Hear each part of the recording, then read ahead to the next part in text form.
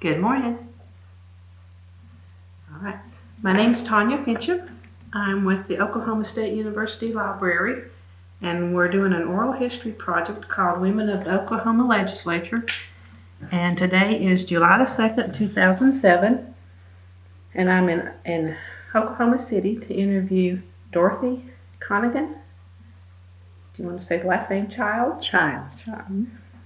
And she was in the House of Representatives from May of 1973 through 1986. That's correct. Correct. Thank you for inviting me to your home. You're welcome. And my first question of the day is, tell me a little bit about where you were born and your childhood and early years. Okay. Well, I was born in Oklahoma City and spent the first 20 years, I guess, here. I went to Classen High School, and then I went down to Norman to OU and met my first husband there. In fact, I met him the first day I was in college. So that was interesting when we looked back on it. But I enjoyed Oklahoma City. Used to go ride the streetcars that you no longer have, and they ran every 6 minutes. But when they took those off, the buses ran every 30 minutes if you were lucky. And the streetcars during Halloween would not go past 39th Street because the boys would pull the trolley off of the railing overhead, and it couldn't go anyplace.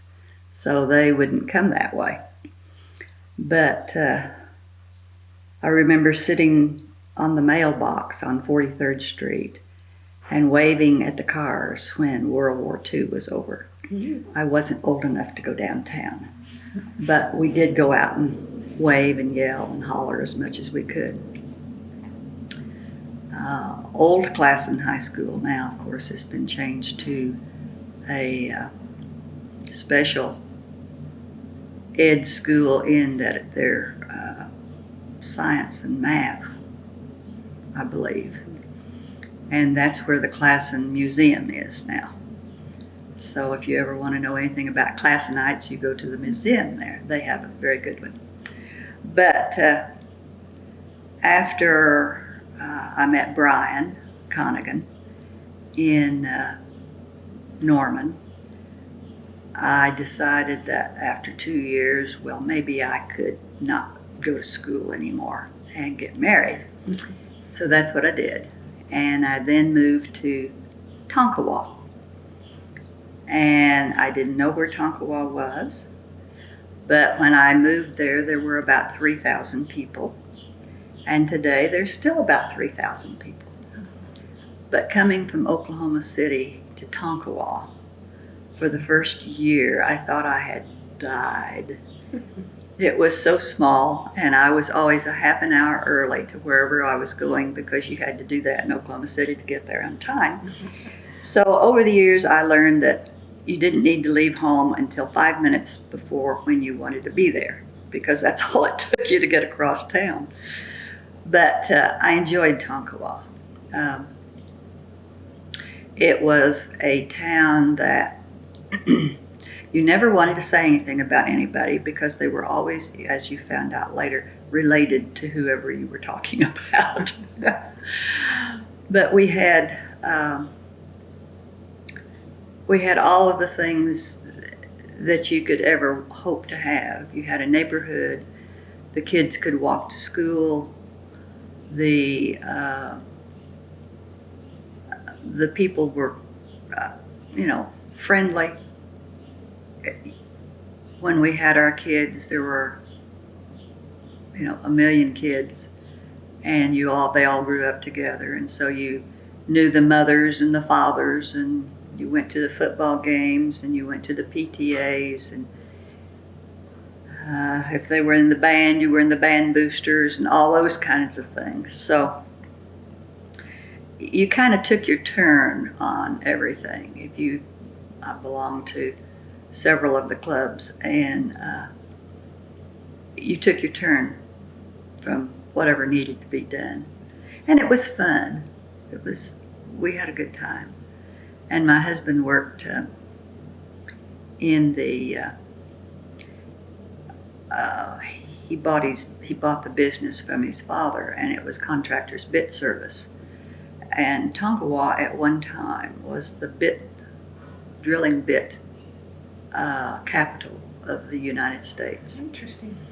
And there are still some bit tippers in Tonkawa, but not as many as there used to be. And so in the business, we got to know a lot of people. And when the kids came along, Brian had something that the kids could do. He had a shop, and so they went to the shop with him. And when they were 5, they learned how to sweep the floor. And as they grew older, they learned how to do a lot of the other things that, as their strength let them do. I think that was one of the things that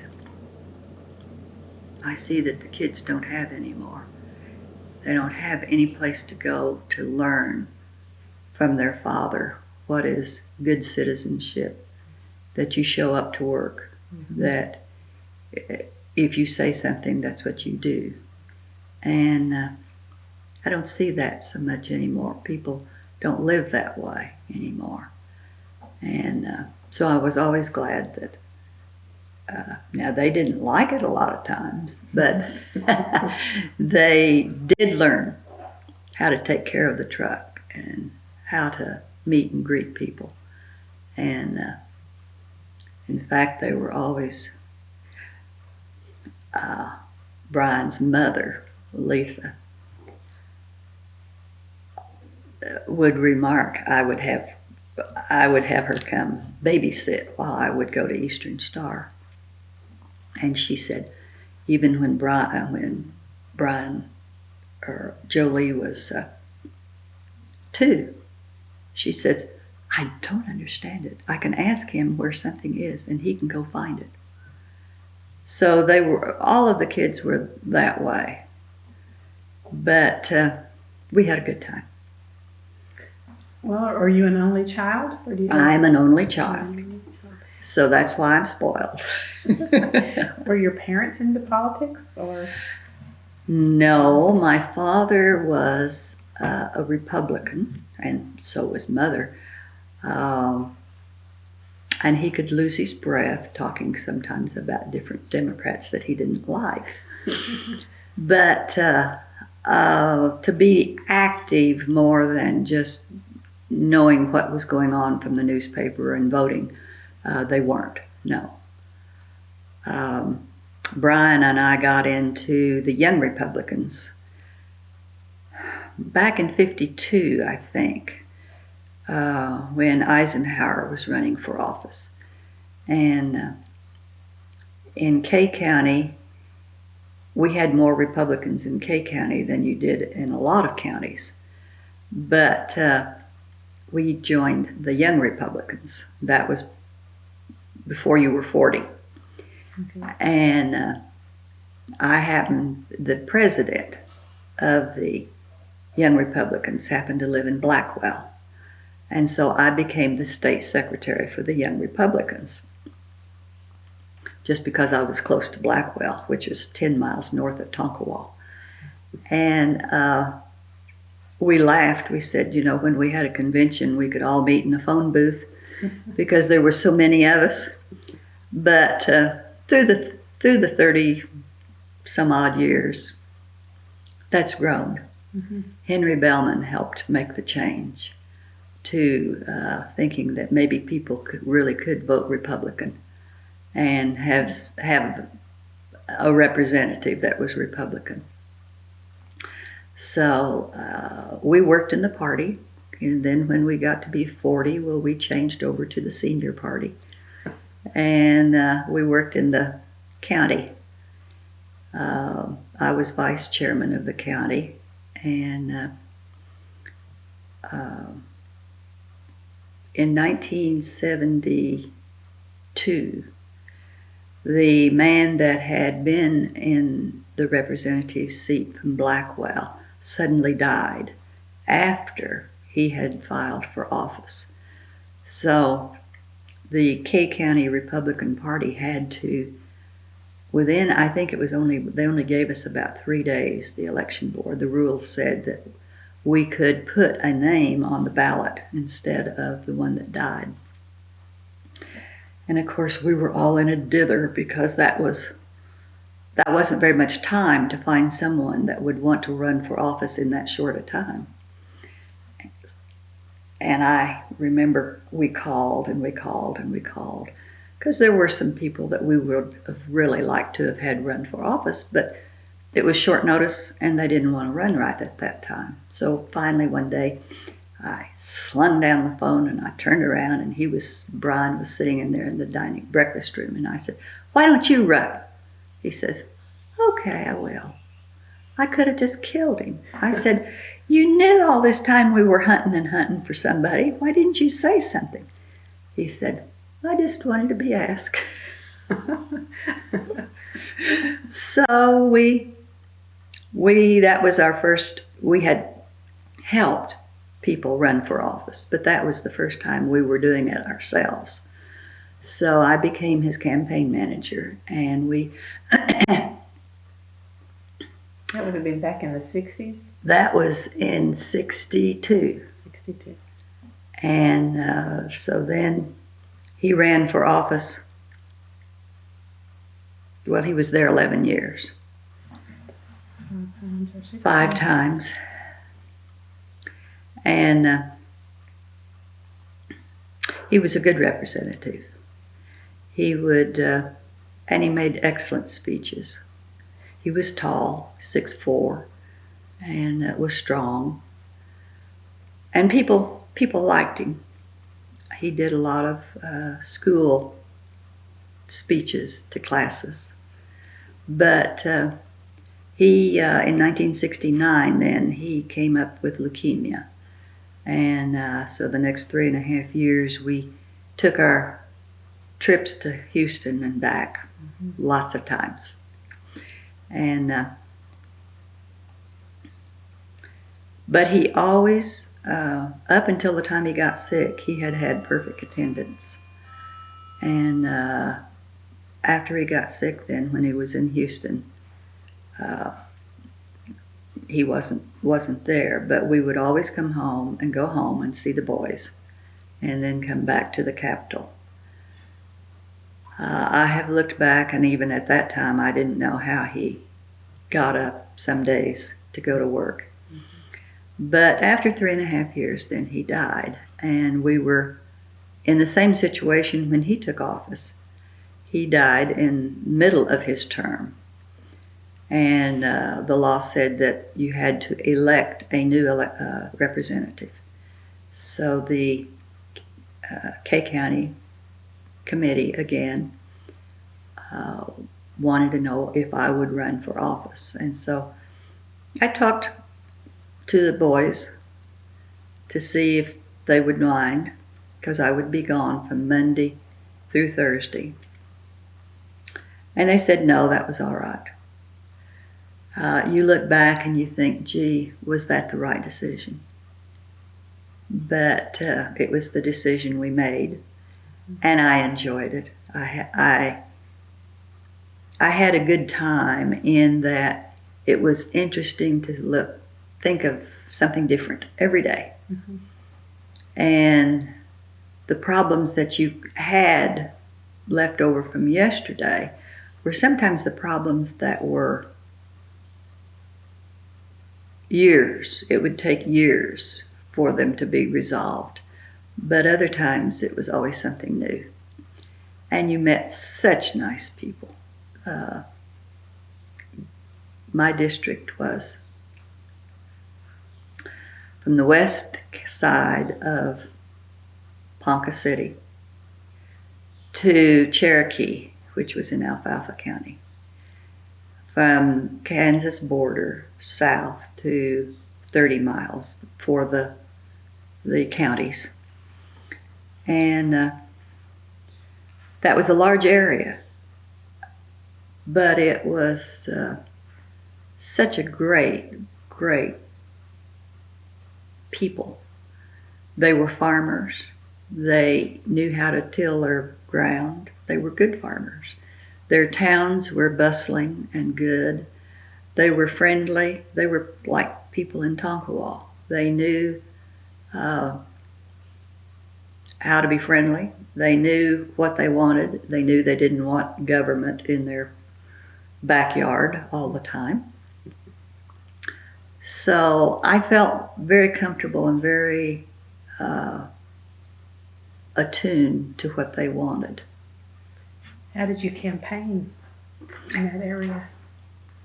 That was interesting. When Brian started out, and then when I started out, there were lots and lots of fences along the highways.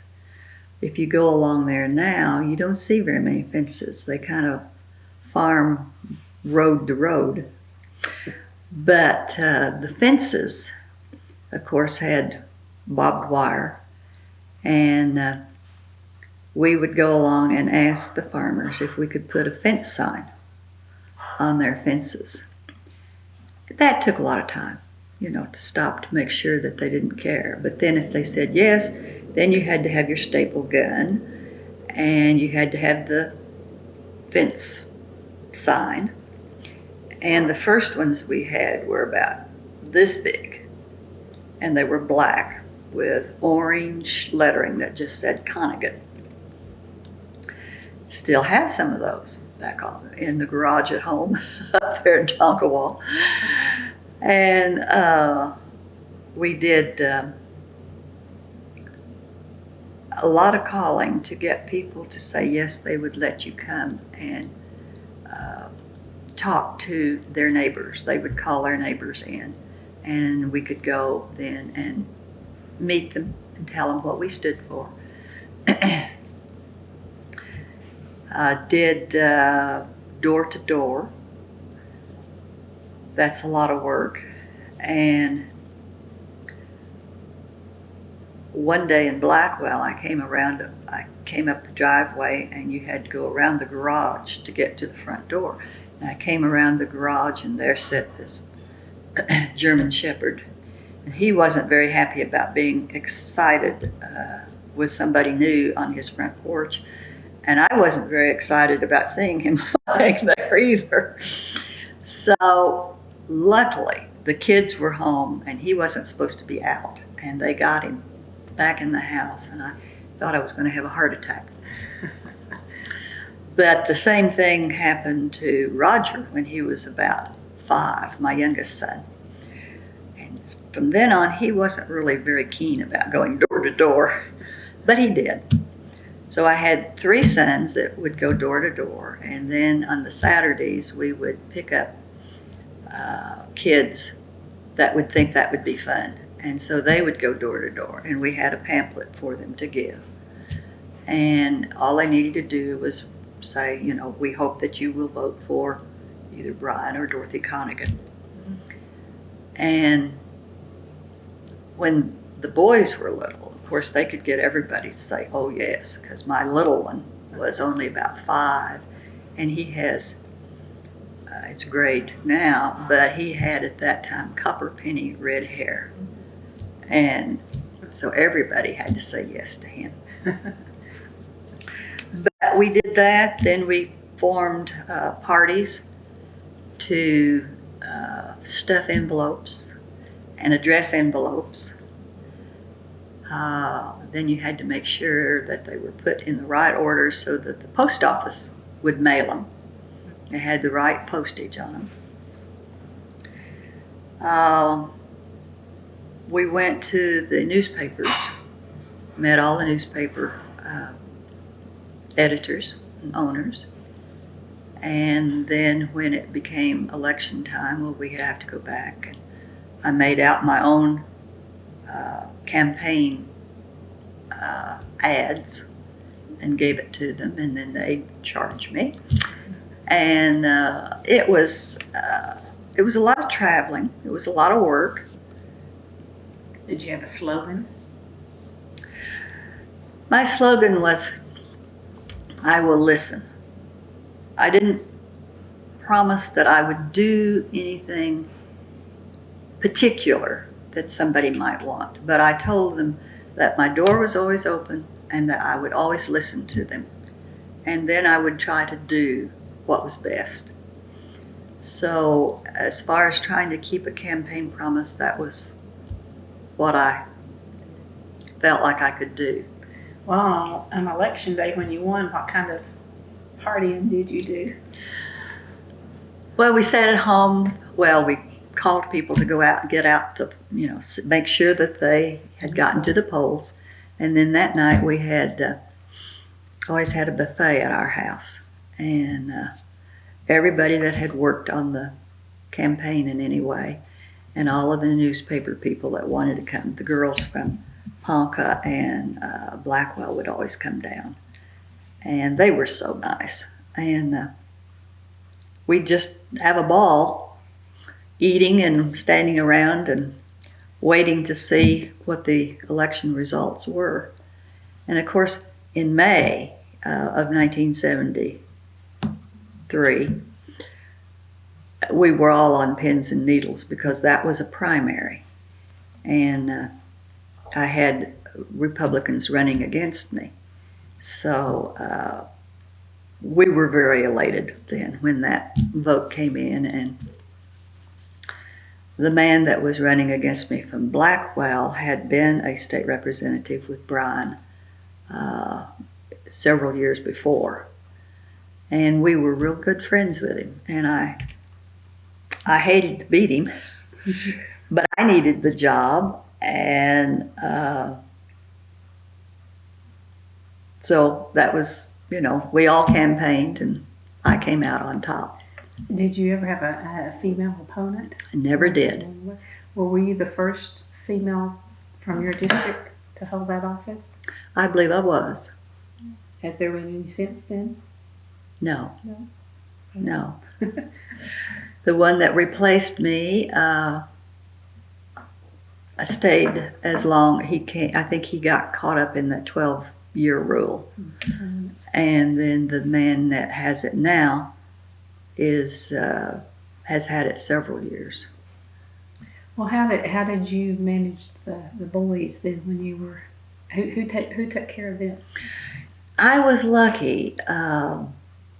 Tressie Whiting was the mother of a good friend of ours, and she had taken care of the boys. She babysat with them when I needed to go do something, and so she stayed with him when Brian was sick and would stay at the house.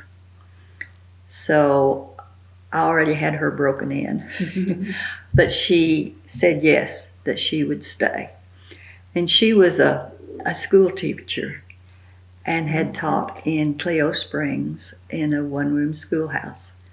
And the kids just loved her. So that was really the only way I would have been able to do it, is if I had had someone that could stay with them. Because at that time they were 15, 16, and 18. And that's a dangerous time of year for children. Mm-hmm. But they were in sports and in their church. Charles, my middle son, was the one that got everybody lined up, all the deacons and the elders lined up to go down the aisle at church, and he'd done that since he was in junior high. So the kids were good.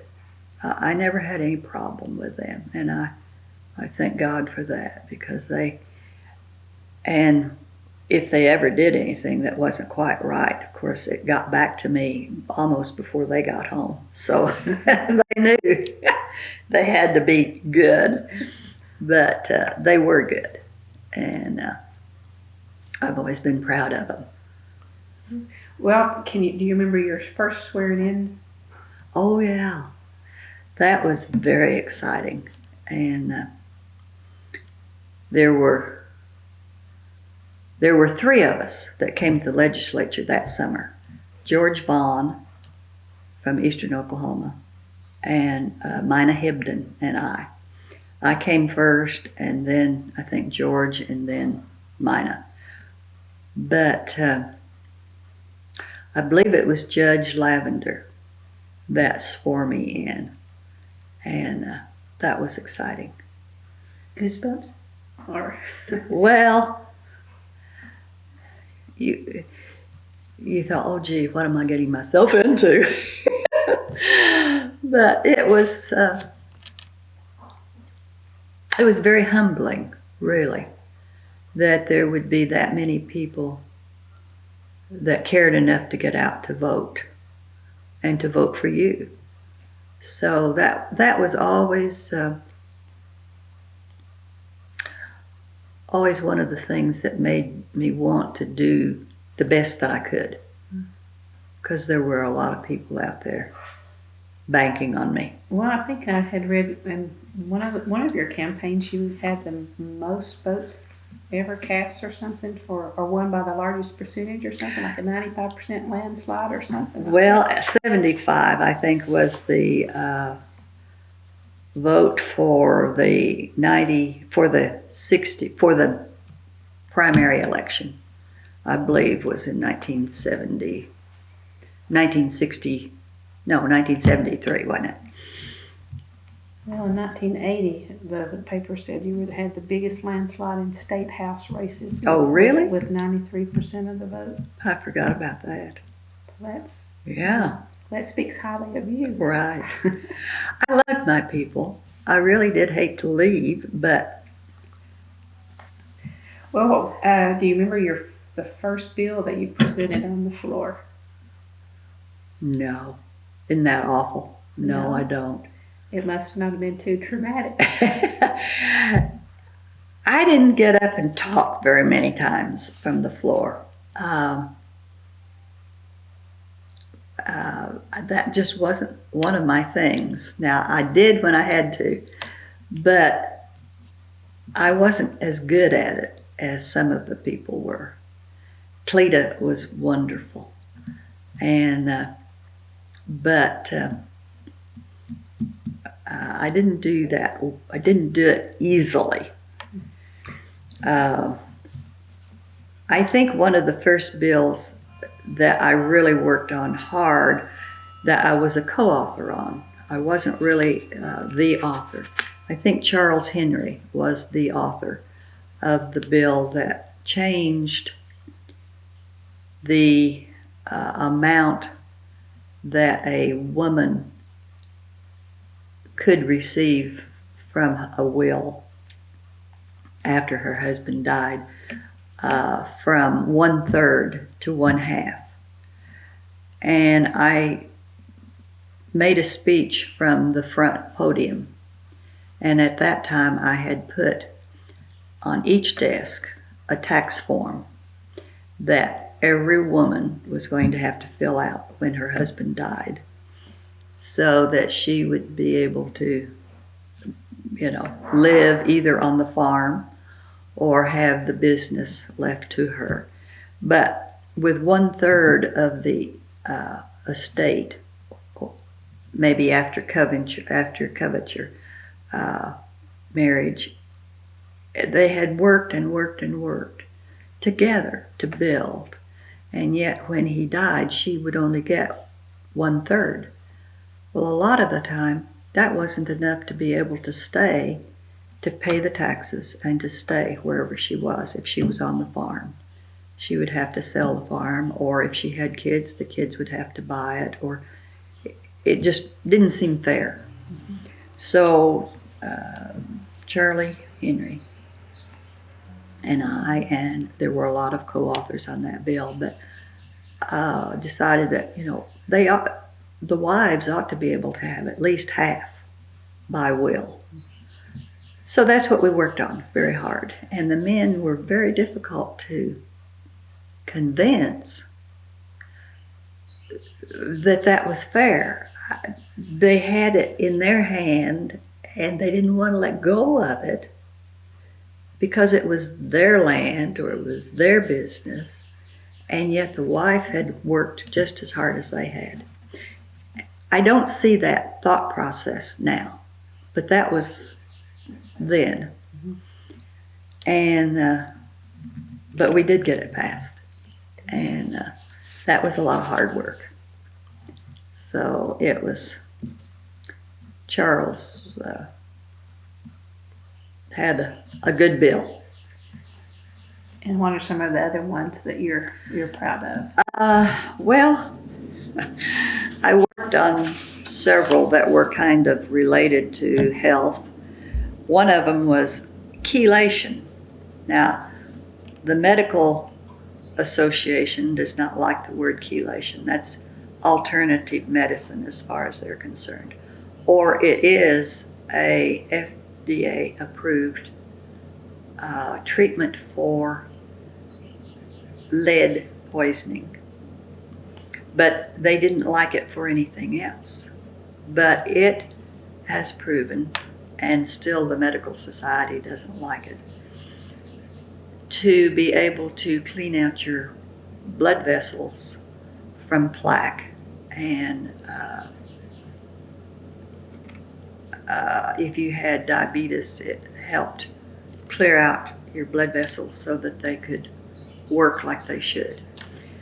Worked very hard on that, but the AMA and the hospitals came out, and the insurance companies came out, because the bill would have made them pay for chelation treatment. And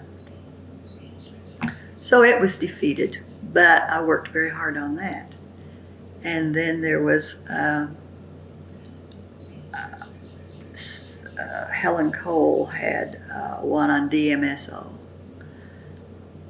There were several of those kinds of bills that we worked on, and I had one on from a lady in Tulsa that I worked awfully hard on, Lily Verum, and it was supposed to do all kinds of things to help you live longer and a better life. And the men all laughed at me about it, but I got it through the House, and I didn't, well, the chelation bill, I got it through the House, but I didn't have a Senate author. And so Senator Stipe was very kind and generous, and he put his name on it as Senate author. Well, of course, it never came out of committee again. But some of those bills did get passed, and some of them now have been, through the years, repealed. So, you know, you win some, you gain some, or you lose some. But it was interesting. One of them was, and your husband being a professor would understand this, there are so many graduate students that teach that students cannot understand. That's still the case, I believe. But we did pass a law, Senator O'Connor and I, that made a way for the student to complain to the administration that their professor they could not understand, or their teacher they could not understand. So it was an avenue to allow them to have that come before the powers that hired, to make sure that that was not happening. I'm afraid it's still happening. But at least there is a mechanism for them to complain if they want. And then there was, being from Tonkawa, we have lots of Indians in Osage, Kay County, Anadarko. Oklahoma has lots of Indians. And we were finding that the children, well, not just children, but teenagers particularly, were buying gold paint and sniffing it And in so doing, they coated their lungs and they could not expand and they were killing themselves.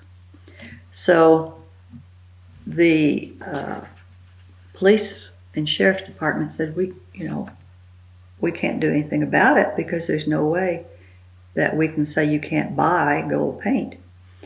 So we made a law that said, it was illegal to sell gold paint to people under such and such an age. I've forgotten just what it was, 18 or 21. And then I voted for the bill that raised the drinking age from 18 to 21. Thank you. And that did help at the time. It cut down a lot of the drinking deaths that we had. And you did something with the insurance, car insurance? The car insurance, we went from $5,000 and $10,000 to $10,000 and $20,000 for property damage and liability, because you had to have liability, and $5,000 just wasn't enough. I don't know that 10 and 20 is that. They may have changed that now, but we worked on that, yes. And something about being able to leave out a driver that had a bad record. That sound familiar? Or maybe I'm thinking of someone else. Ability to exclude a family member with a bad record, and so the rate Wouldn't go up. Mm-hmm. That probably was in one of those insurance bills, yeah. Now, the insurance is so high if you're, under 26? Mm-hmm. That was, I think, helping along there. Trying to keep insurance low enough so people would buy it. And then some during your time, the ERA was. Oh, yes. Talk a little bit about we that. we had fun with the ERA. As I mentioned to you before, Hannah and I roomed together at one of the National Legislative Exchange Councils. And we were both working on the ERA. She was working for it and I was working against it. But we never talked about it. But we knew where each one of us stood.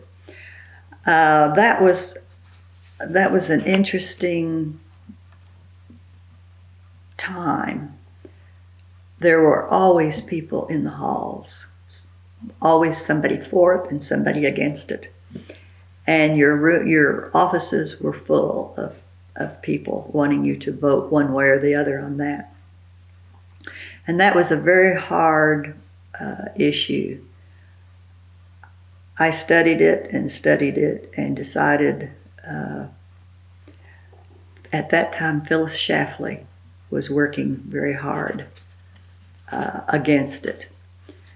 And Ann Patterson here in Oklahoma, Pat Patterson's wife. Pat had run for the U.S. Senate at one time.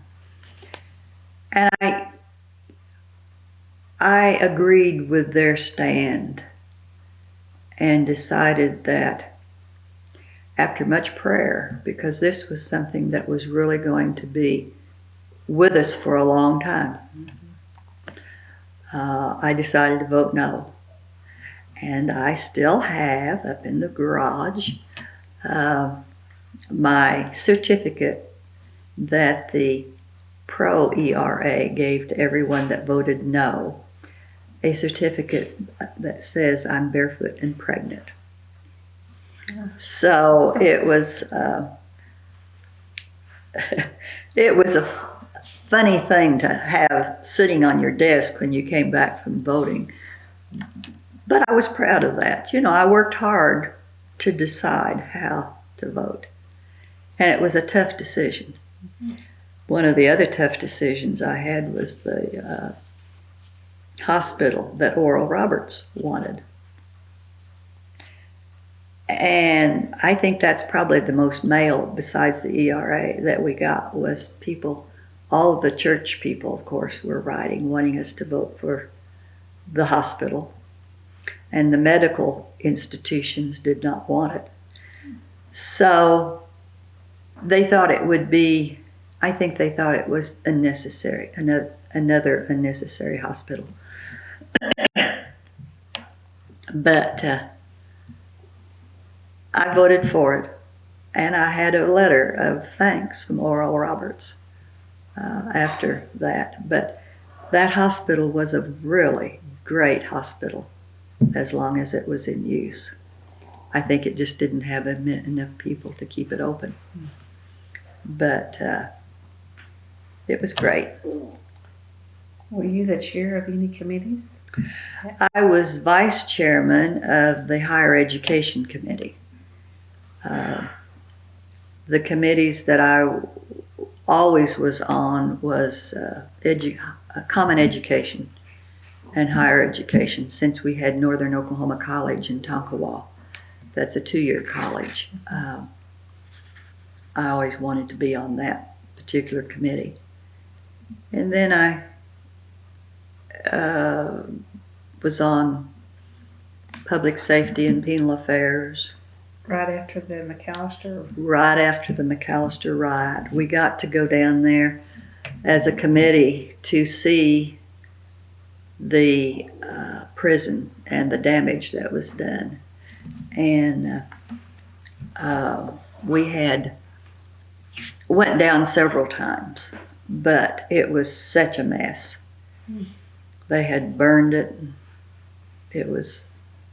So that was interesting. And we were, Oklahoma was in the court system a long time with our prison problems. And so I got to go to McAllister several times to see how things were shaping up. It was always interesting. It was always kind of spooky having those gates closed behind you and knowing that you couldn't get out. Yeah, it really was. That's concerning. And then I went down once in a while to listen to the Pardon and Parole Board. That was very interesting. I would not want to have served on the Pardon and Parole Board, but I did a lot of interesting things like that. And education in itself. Uh-huh. And you did something about organ transplants? Organ transplants. Something to do with, and blood, maybe it was blood. Well, I don't have it in my notes. Oh, and then you called for an 18-month moratorium on new construction for hazardous waste sites? Oh, yes, that was, we had one over in Grant County. They were trying to, out-of-state company was trying to come in and build a hazardous waste site in Grant County. And of course, none of the farmers around the site wanted it. And it was a hot and heated time because the farmers were really up in arms about it. And the hazardous waste people said, oh, it's just fine, you know, we'll have all of these things that will keep the hazardous waste in, the rubber lining and the clay and all of this, but we have enough hazardous waste running up and down I-35 that we don't know about, that the people in Grant and Kay and Alfalfa County just did not want there. And so we were able to keep that from coming in. But it was, like you say, it was an interesting time. Had lots of committee meetings and a lot of area meetings with the farmers and the company that wanted to bring it in, telling us how great it was going to be. But we decided we could live without it. Well, we go back a little bit. I forgot to ask about where you lived in Oklahoma City while you were there. Well, I lived in several places. I lived in a motel. It was the motel there on 50th, or just as you come off of onto Lincoln. Used to be a Howard Johnson's. I lived there 1 year, And then I lived in an apartment house down on 13th and Hudson, I think it was. Maybe Harvey. Anyhow, it's doctor's lots now. And then I bought a condo finally. And I lived there 2 years. And then I lived with my aunt and uncle in Edmond, I think for 4 or 5 years until she died. And then I moved on down to the apartment house. But I learned I could pack everything up in the car and move for 6 months. Well, did any of the other women do the same thing in the same? Yes. And they lived in different places. The ones from Tulsa, I don't remember where they lived. We didn't share. Didn't share anything, no. Usually by the time you got home at night, you were tired enough that you wanted to go to bed. You didn't want to sit up and talk with anybody. So I think most of them. Now the men, a lot of times the men would share apartments. And that seemed to work out all right. But I don't remember any of the ladies. Of course, a lot of the ladies lived in Oklahoma City. And Annabelle Wiedemann would go home to Piedmont area. And so we all kind of did our own thing. Well, on a typical day, how early would you get up and when would you get home? Oh, usually about 9 o'clock. That would be if you had a dinner. And everyone tried to have, all organizations tried to have their annual conventions and state dinners when the legislature was in session. So normally there would be at least 2 and sometimes 3, depending January, February, March anyhow. April they kind of let up, but the Farm Bureau or the Farmers Union, the phone company, all kinds of organizations, the attorneys, the CPAs, all had dinners. And you would work at the office until, say, 6, and then you'd go to dinner at 6:30. Well, then there would be, dinner probably wasn't till 7 or 7:30. So by the time you ate and visited and talked to all the people that had come from your district down to see you, it was usually 9 o'clock before you got home. And you had gone to work, depending on your committee meetings. I usually got to work about 8:30. And so that's a long day. Very long day. And when you stop and talk to everybody that comes in, or you're on the House floor, it was not as easy as people thought it was. And then on Thursdays, a lot of times I would have speeches to make Thursday evening in the district someplace. So that made it even a longer day before you got home. Didn't have to cook too much during the week, did you? No, we didn't. Well, where was your office when you were in the Capitol? I think I had 3 offices or 4.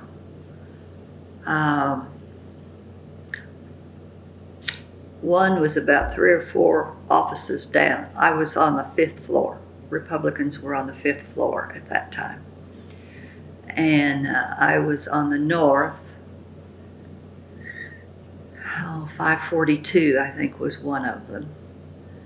And then I was on down the hall for a while. And then when I became assistant minority floor leader, the first woman, I was really pleased about that. Very humbled and very honored. I was moved up into the vault At one time it was a vault, but just as you came in on the north corridor of the 5th floor, as you came in that glass door, there was a vault right on the left-hand side, and they had turned that into an office.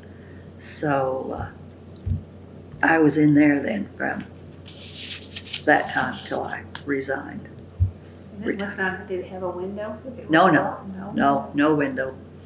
There were 2 rooms.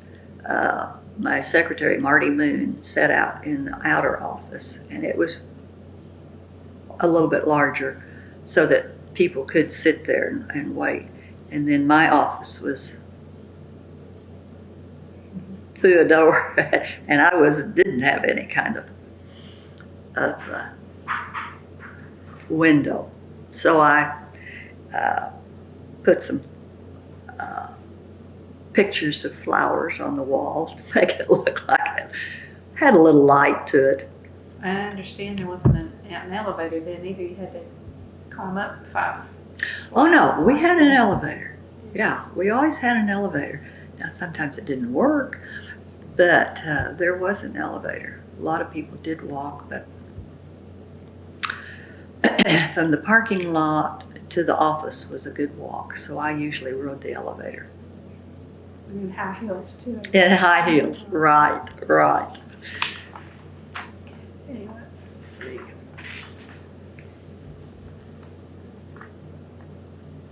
We usually ask if you were going to encourage a female to go into politics, what advice would you give her? Well, I'd tell her to make sure she talked to her family first and make sure that they were willing to go all the way to do everything that they needed to do to help her get elected. And then ask her if she was willing to do everything that there is to do. Because it's physically tiring and it's emotionally tiring. And if you're not really ready to do that, then don't. But if you're willing to do that, I'd say go for it. It's a lot of fun. It's a lot of experiences that you wouldn't have otherwise. And you come away with a good feeling that you've accomplished something that you wouldn't have done otherwise. That's good. And the other thing is that from my little research, you've served with maybe 19 different women. Do you stay in touch with any of those? No, not really. I've talked with Joan Hastings a time or two, but no. And I think, I don't know why. It's just that you aren't in the same circles anymore, and when they retire, you lose track of where they are. Well, since getting out of office, what type of things have you been doing? Well, since I retired, I got married again, and my husband, Bob Chiles, is a CPA and attorney. So while he was still working, I took up golf because he liked to play golf. And I was appointed by Governor Bellman to be a commissioner on the Health Planning Commission. And so for a while, I was a commissioner there. And I think I was vice chairman at one time. But then the legislature, in their wisdom, did away with the Health Planning Commission, so I didn't have a job anymore. And then I was third vice chairman of the Oklahoma region of Christian churches. And because of being on the board, I then was president of the Oklahoma Christian Foundation for a while. And after that, I haven't done I've been on the bylaws committee of the golf, 9-hole golf group in Sarasota. And I don't know, play bridge. We've got a kitchen bridge in Sarasota there's 8 of us that play bridge together every week. And try to do a little bit of exercising. So I don't know, my time seems to go. I don't know what I do exactly, but I have a good time. But there's life after the legislature. Right, there is life after the legislature. Did you have a mentor? I forgot to ask that earlier too. In the legislature? Either before you got in or while you were in, either one. I think on your, you mentioned Shirley? Shirley, I think one of the questions was, who did I admire? And it was Shirley Bellman. When she was running with Henry to be governor in '62, she was such a delightful person to meet. And she was friendly. She was open. She'd tell you anything you wanted to know. She was very personable. And I thought that was a wonderful way to be. And people related to her. I mean, she could tell you, I had a bad day yesterday. The sink overflowed. I had to clean it up. Things that you wouldn't think that people would tell. Mm-hmm. And yet she was just always down to earth, and she was very, very intelligent. Okay. And we were talking about Shirley Bellman. Yes. Shirley always tried to leave wherever she was a better place. She received a lot of honors during her time, but I worked with her at her Oklahoma Artisans Committee that she put together when Henry was in the second time. And then she went up to Oklahoma State and was instrumental in forming I'm not sure exactly what the name of it is, but it was the cottage enterprises for craft people and the cottage industry. And then when she was in Washington, when Henry was senator, she and a couple of 3 other ladies bought and sold houses and renovated them. She was so talented. I always admired Joan Hastings for the difficulty she had during the first year or 2 that she was there personally with her son. And Jan Turner was fun. She had so much to give and was so well liked. The men loved Jan Turner. Mm-hmm. They just would carry her high. They teased her all of the time. And she was so good about taking it. Mm-hmm. And then Helen Cole was a freshman in my office. And Helen and I were from different school districts, different school areas. She was from in town and I was from rural. And so we never agreed on school issues at all.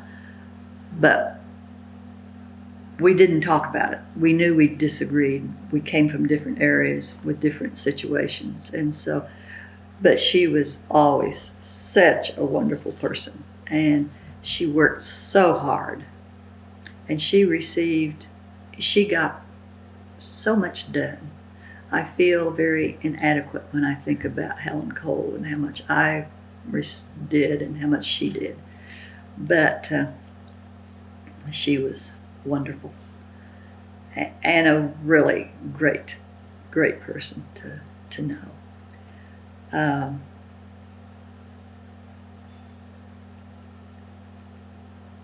I don't know of, and I enjoyed Cleta.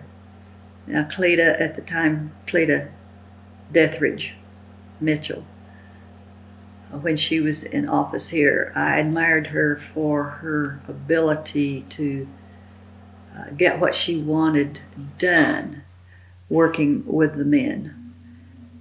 She was the chairman of the Appropriations and Budget Committee, which was a feat that was great because a woman was not that smart, they couldn't do that. Well, Cleta told them that she could. She did, and I was always so pleased about that.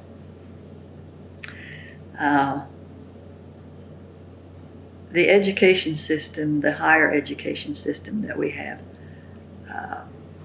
back when I was there, was in court for several years because the court system was saying that Langston University needed to have more white students than they did.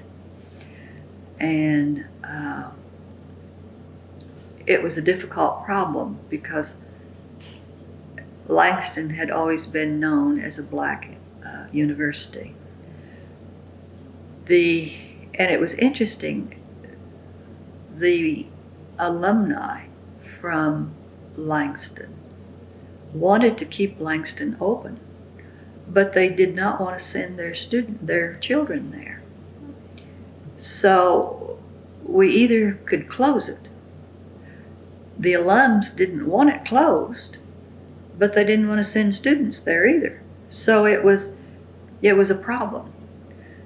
And the way we solved it finally, the way the regents finally solved it, was we put a satellite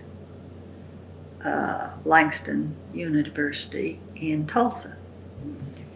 That brought the white students' marks up, and I understand now that there is a second satellite for Langston.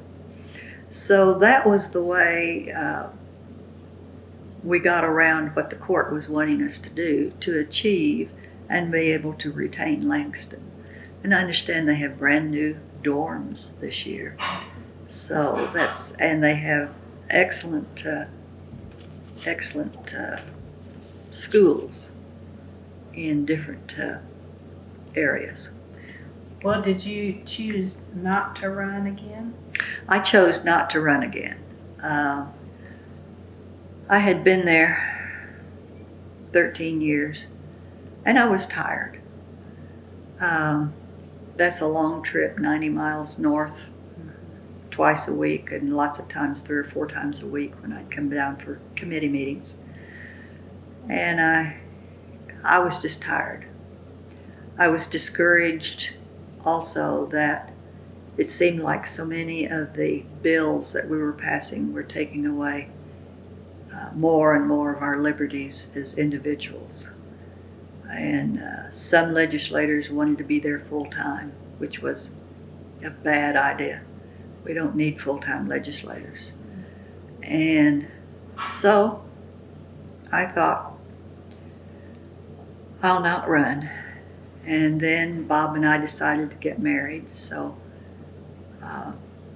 after I retired, well, then we got married. Did you ever think about running for the Senate? Yes, I did. I don't remember just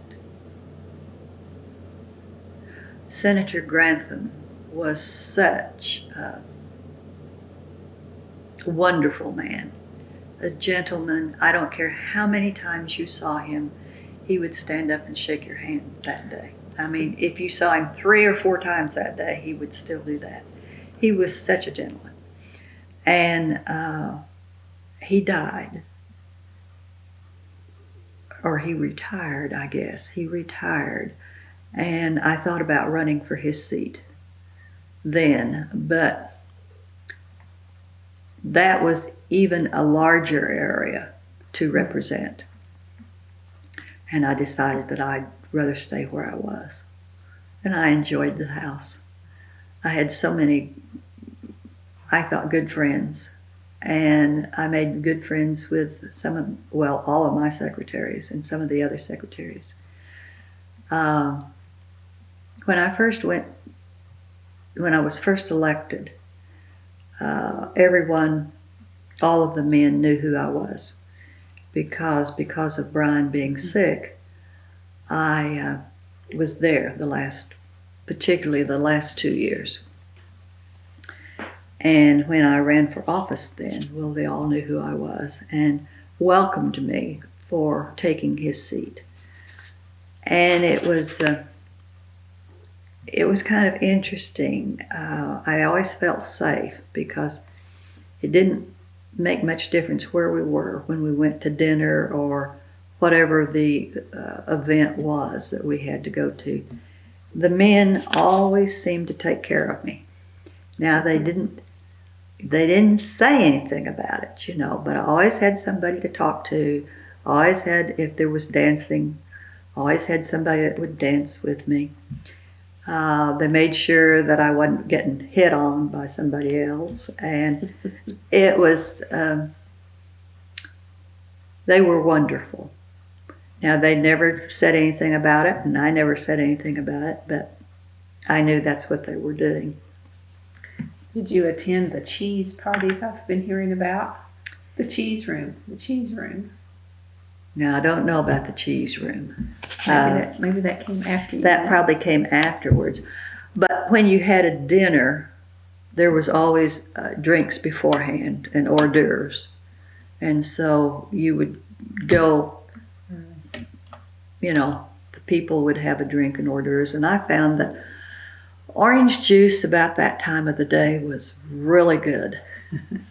And then you ate a little bit and visited and waited for dinner. But the cheese room, I'm not. Nowadays, as soon as within 30 minutes when session is over, within 30 minutes they go to some room somewhere and there's cheese and wine and stuff where they can talk about what's transpired during that day. Of the day. If they choose to, it's not. I have not been out to the Capitol since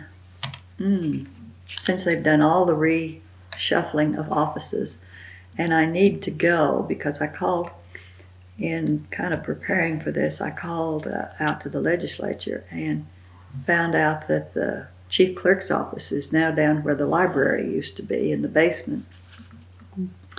And so I need to go out and see where all the offices are because the legislature, of course, was supposed to have all 3 stories for offices, and we always did, but at one time the Attorney General's office was there where we were also. So it was really crowded, but now I guess everybody has their own office, and we had 2 to an office. The Republicans had 2 to an office up until, they still had some when I was there. But the Democrats, most of them, all had single offices. And the office changes every year or every election? I don't know. I don't know. It might depend on the party that's in power. Right. Normally, they let the Republicans assign offices for the Republicans. Okay. And if you happen to be a leader, if you were minority leader or assistant or something, you got single offices. Otherwise, we had 2 to an office with 1 secretary. And if you had 1 legislator that did lots of correspondence, that was a lot of work for her. And then if you had 2 of them that did a lot of correspondence, she was really worked hard. Well, did she help with research or did? No, we had research. We had research offices. The legislature has research. And you could call down and one of the people in research would come up and you would tell them what you wanted and they would go get it for you. I took it upon myself the first several years I was there to indoctrinate the new legislators on how to take care of their calendar and their journal, because every day you got a calendar and you got a journal. And you know what I'm talking about. These. Okay. Mhm. And you had a black folder for each one of them. So you wanted to put the calendar on top every day, and you put the house journal on the bottom because it went chronologically. So that was kind of interesting to tell them where things were and how to get things done. You would have made a good librarian. Very orderly. Mm. Okay. Let's see. Have I forgotten to ask anything? Any other differences with the treatment of men and women while you were there?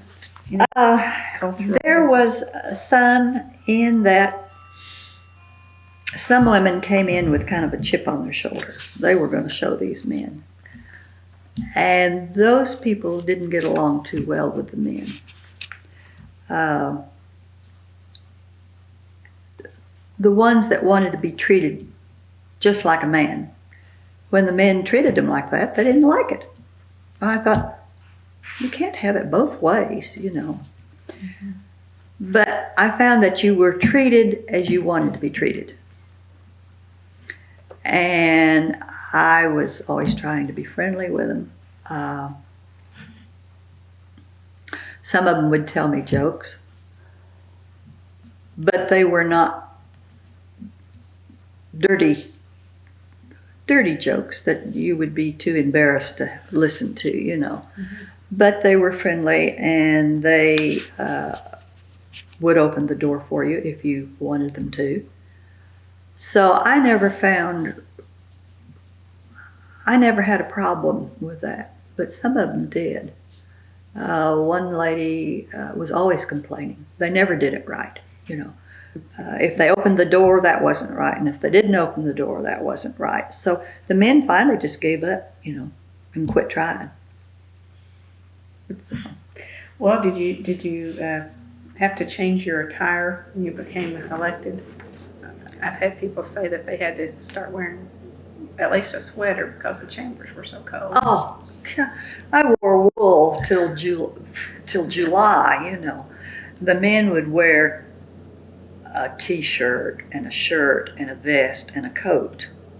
And then they would turn down the thermostat so they were comfortable. Well, there was no way we could get enough clothes on. And I wore wool all the time and was still cold because we wore suits. You had to keep warm, which was ridiculous. And you'd go back and you'd complain. Well, can't think of the guy's name that was the sergeant at arms. We'd yell at him, turn the thing up, you know. The women were always complaining. Drink your coffee with you? I drank a lot of coffee while we were there. The pages were always, I would take down, you got 2 pages a year, and they would come and stay for a week. And then I'd always try to take them out one night to go to the movie or something. But that was always fun. And the pages, I think, had a good time. They'd bring you coffee or whatever you needed to have done. But I drank so much coffee there for a while that I had to finally quit. And I found out that you could drink hot water just as well as you could drink coffee, and it did just as much. Well, I guess that's true. And no caffeine to keep you. And no. Well, if you can't think of any other questions, my last one is, when history is written about you, what would you like for it to say? Well. And not just in regards to legislature, just the big picture. Well, I guess it still would be, she did the very best she could. I missed one day in 13 years. And that day my mother was in the hospital, and she died the next day. But that day we were in recess. So out of all of those 13 years, there was just that one day that I missed. And I thought, I look back on that and I think, well, was that really worth it? But at the time I thought it was. Well, you were representing the people, so they would appreciate it. Right. And I guess that would be all. I tried to be a loving mother, grandmother, mother-in-law, great-grandmother. So I don't, I'll leave that up to them. Now, do you have one or two memories that just, when someone mentions your time in the house, that's the first thing you think of? Oh, One or two? well, yes.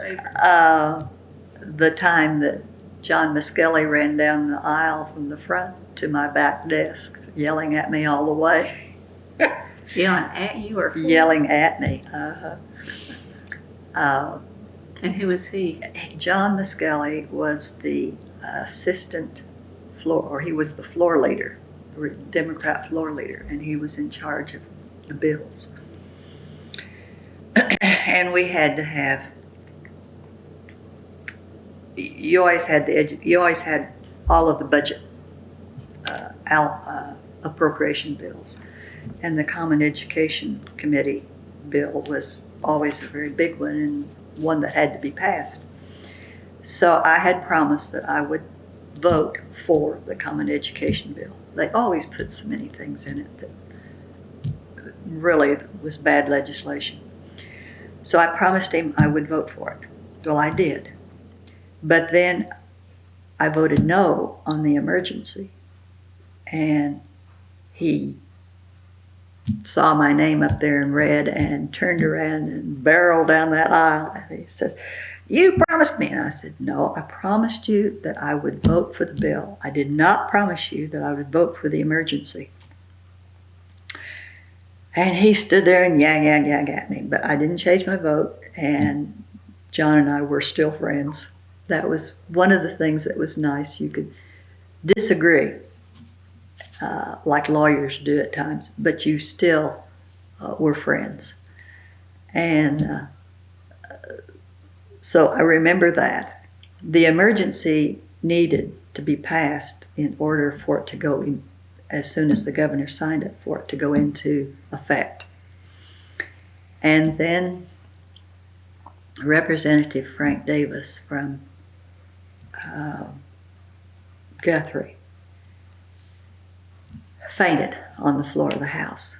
And so that was a lot of a stir. And they brought in the ambulance gurney and took him to the hospital. And I said, well, I'll go to the hospital with him. So I rode in the ambulance with him, and because I didn't want him waking up in the hospital and not anybody being there. Mm-hmm. So that's what I remember. Well, in one of the letters that Frank wrote to me when I was retiring, he said that was one of the things that he remembered, was that he was laying on a hard bed and there were lights in his eyes and he could hear people talking. And they would say, "What day is it? Who's the President of the United States? What year is it?" And he said he couldn't figure out why they were asking him all those questions. And finally he said, "I heard you say, 'Frank, do you think you've died and gone to hell?'" He says, "I sat there and thought about that for a while, and I thought, if I was in hell, I wouldn't be hearing your voice." So I said, "No." But that was, there wasn't anything wrong with him, as I remember. He just, I think his high blood pressure had gotten a little bit high. But that was funny. We had fun. I don't know, we had lots of exciting votes, lots of exciting speeches. Some of the men were great orators, and it was always fun. And then there were always people that you knew you were going to vote against their bill just because it never was a good bill. What is lobbyist? I enjoyed the lobbyists in that the lobbyists that came to see me were only trying to help me. And that sounds strange. That's what they're all supposed to do. But I had Farmers Union and Farmers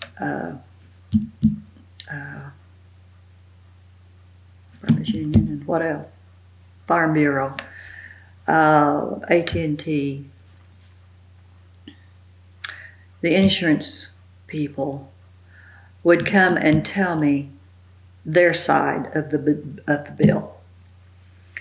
Those particular people that I talked to always told me the truth. If they didn't like the bill, they'd tell me why. And if they did like the bill, they'd tell me why. And I could rely on them. Now, some of the other lobbyists, you sometimes wondered whether that was really all that was going on with it. But I enjoyed them. I appreciated their work to keep me informed so that I didn't jump off and misunderstand what was really being said. Well, have any of your children gone into politics? No. My middle boy is involved, was Tonkawa, Republican chairman. Oh, Yeah. they're still young yet. They're still young. He has thought about going into city council. And he thought about running for representative. But his job isn't really... He was a volunteer fireman, and then he was a regular fireman for 24 years and fire chief for a while. So he's been in politics, you know. Yes. And the youngest son in Tulsa works for the Oklahoma Corporation Commission. He's a supervisor, field supervisor. A little bit of politics. And so he works hard, you know. But they've all been in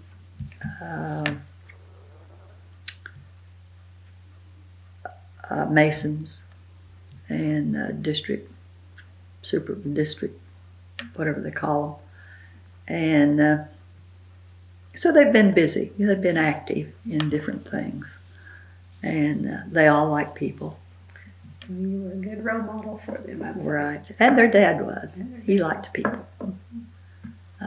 One of the things that I remember about Brian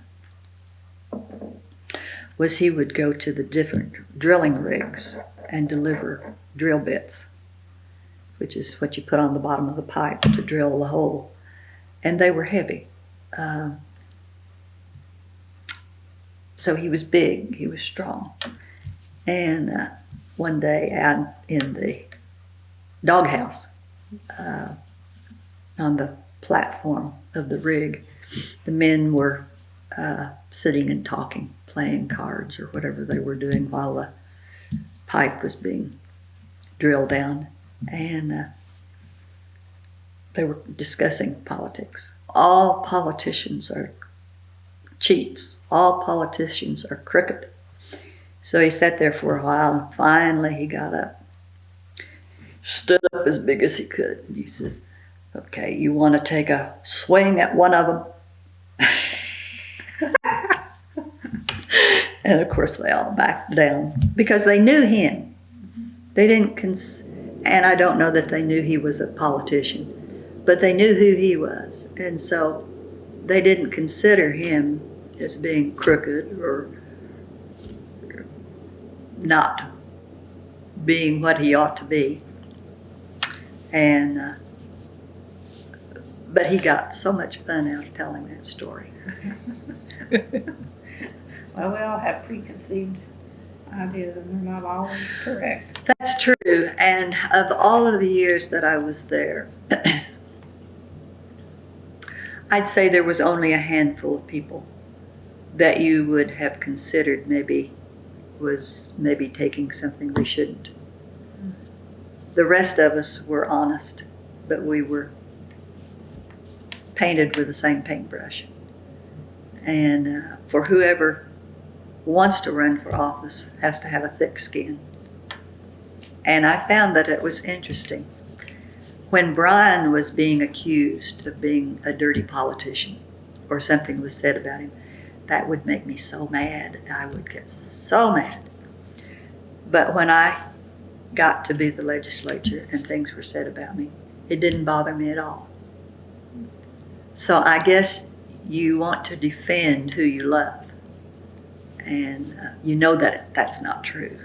Where when it's yourself, you know it's not true, and let it roll off your back. And if you can't do that, then you have a hard time. Well, you may need their vote tomorrow. That's right. Yeah.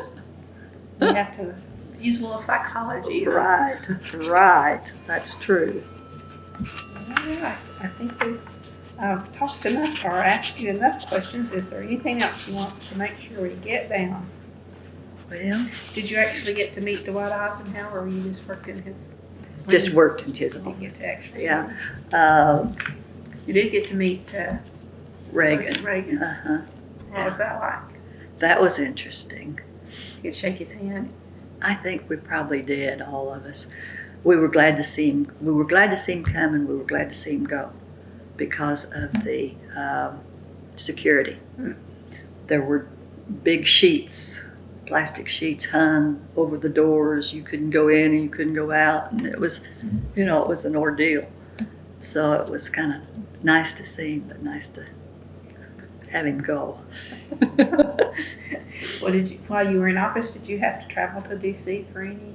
I went to D.C. a couple of times. I was Oklahoma chairman of ALEX, which is American Legislative Exchange Council.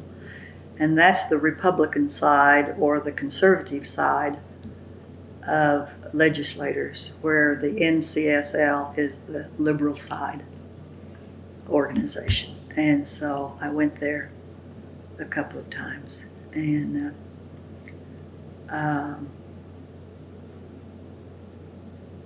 that was interesting. You got to met Newt Gingrich way back when he was just young, and shook Nixon's hand when I was a delegate to the National Convention in '65 in Miami, and have his signature on a plaque. So those were exciting years. That was fun. Never thought you'd be there, huh? No, and I had to work to get there. You just weren't just suddenly a delegate. I was the delegate from the 6th Congressional District. How are those chosen? Those are elected by the Congressional District. You go to the state, you go from the county to the state, and the state then has a slate of delegates, and you vote for those. And then the congressional districts had 2, I think. And they were voted for, I don't remember whether they were voted on at the state convention or whether they were voted on at the congressional convention. But anyhow, you had to be voted on. So that was an honor too, then. Yes, that was an honor. So. Well, you've had a long, productive, and rewarding life and career, haven't you? I think so. Well, that's all I can ask. Well, very good. I do thank you. Thank you very much for inviting me to your home. It's been great. You're welcome.